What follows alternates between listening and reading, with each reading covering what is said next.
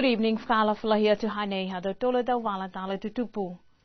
Kalanga mo lolongo fia e motu hem tahiku whangatapu hakua whai pene apakula ni we ke he pui tufi ue seo mita mai he taha tama nofu motu ko Michael Jackson Jr.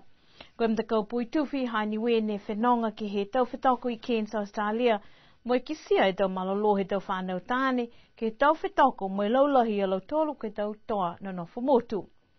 Koe toa ko Michael Jackson Jr. whetoko a ia moe whalu motu lalahi ki he ua he seo mita si kau tua fisi taha moe tu ua.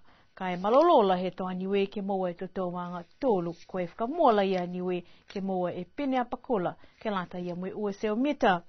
Matuta ki whoke tau whiawhia ko moa e taha whawhawanga tukolunga mai hem takau Oceania.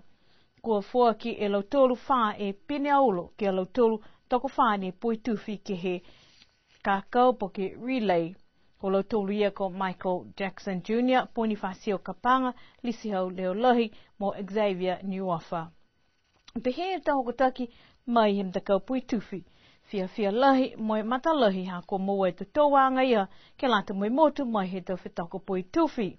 Koe whahi tapu ka mole, ne nā kai tō tō e mua hem takau niwe, ha kua tō tōko e matakau ha New Zealand, ki ai moe kautu e tō tōko ia.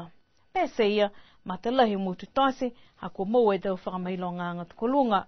Koe taha whata tose whoki ko Janam Hopa toa hukuia ia ke he lisi polo mamafa, moe lahi whoki e whiawhia, ha kua maloloa ia ke tau whiaua, moe longa whoki tau tau hāni mua ke whamalikisi hake e tau malolo hongfulu mawhala ia he hana tau mui.